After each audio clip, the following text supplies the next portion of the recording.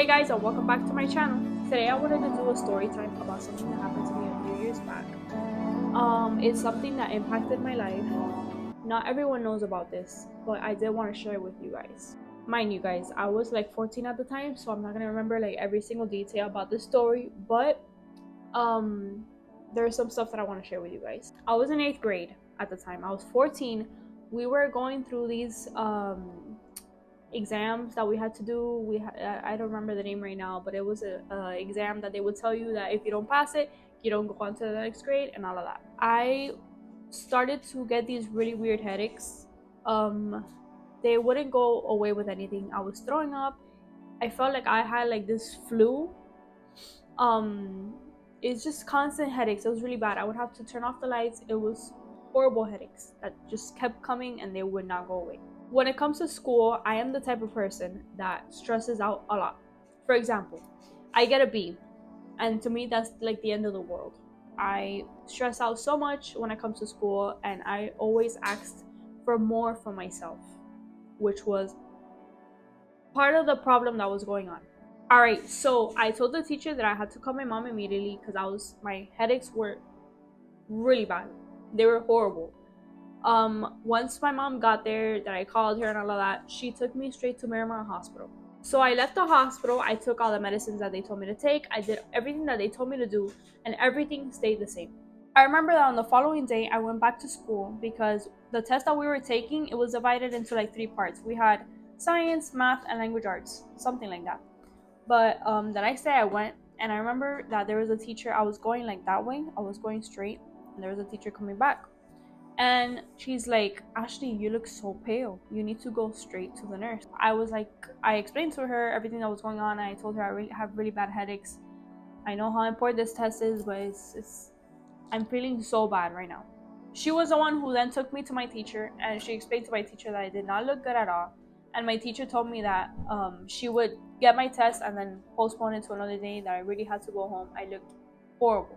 That day, I didn't go straight to the hospital. I went straight home. I started to get a fever. I started to get like really white. I was getting really pale. I was throwing up. I was just fainting. I was like, I would walk and then all of a sudden my vision would go black. It was really bad. The next day or that night, I'm not sure right now. My mom took me to Doctor's Hospital in Coral Gables. Once I got to Doctor's Hospital in Coral Gables, me and my mom explained to the doctor what was going on. That I had already gone to another hospital. They had told me that I had a stomach bug.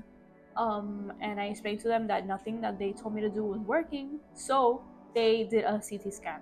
Once they did the CT scan, I went back to my room. I was just there with my mom. I was there with my mom's aunt and my mom's uncle. All right, so this is the part where everything starts to cause like an adrenaline, I guess, if that's how you say it.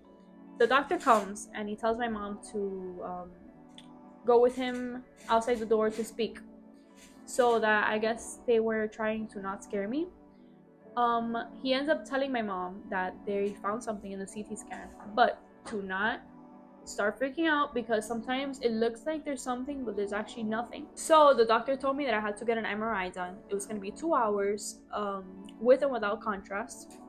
They put something in my IV so that I would stay relaxed. I was relaxed because I was like, they're just gonna do this, I'm not gonna have anything. It's just probably they saw something wrong. It has to be that they saw something wrong, because why would I have something? I just went to the doctor and no one said anything about that.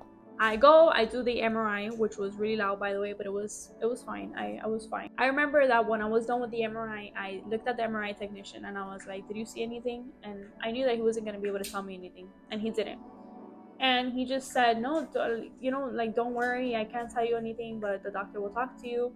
And I was like, no, because I'm really scared. Like, do you think I have anything? And he's like, you're always going to be afraid of the unknown. That's something that I still remember till this day. So then they took me back to my room. I was eating like a popsicle. I still had my headaches, but I was okay. I was just talking to my mom, talking to the family that was there, and I was fine until the doctor came in with some other doctors. Once the doctor came in, he said that he had a bad news and a good news. So I was like, You know, I just stay like that, and my mom stay like that. So the doctor said that the good news was that I was going to be able to ride a helicopter if I've never ridden a helicopter before. And the bad news was that they had found a low-grade glioma in my brainstem, a benign neoplasm, and hydrocephalus in my brain. I looked at my mom, and then she was just, we were all in shock. Like, she had tears going down her face because it was really shocking. I told the doctor that I was not gonna get on a helicopter. I was terrified of that. To put me in an ambulance, and then he told my mom that, you know, everything was fine, that to not worry, that they already had a neurosurgeon in Miami Children's or Nicholas Children waiting for me. So I was in the emergency room at Nicholas Children's Hospital. I don't know why I was in the emergency room and not in a room, but I don't remember. I just know that I think it was that day in the middle of the night or the next day, they took me to a room, and that's where I met with my neurosurgeon. When I met with my doctor, he explained to me that there is nothing that could be done for the benign neoplasm that I had in my brain. For the hydrocephalus, they could do a shunt, and then that would resolve that problem. But for the benign neoplasm, he told me to think about it like a sink. The benign neoplasm is in the middle, like the tumor is in the middle, and that's what's not letting the water go like down, I guess. I don't know how to explain this, guys. I'm not a doctor, but that's not letting the water go down, and that's why it's like clogged. And then that's why I have a hydrocephalus, because it's like clogged, but the tumor is there. But the tumor is in a place where it's like, I guess, where your motor skills are or something like that. It's in a place where you can't touch it. He even told me, the day you marry someone, if you marry a neurosurgeon or whatever in the future, it's an example, never let him touch your brain. I remember I got some like eye exams done. They wanted to check my eyes, make sure I was seeing correctly. I remember that they were doing constant things, like they were going like this with my vision to see if my vision was fine.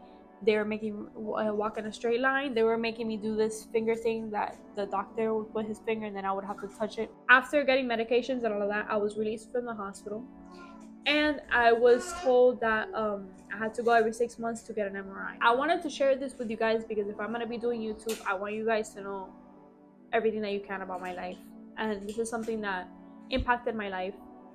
I don't worry about it like I used to anymore because, you know, if something's going to happen, it's going to happen.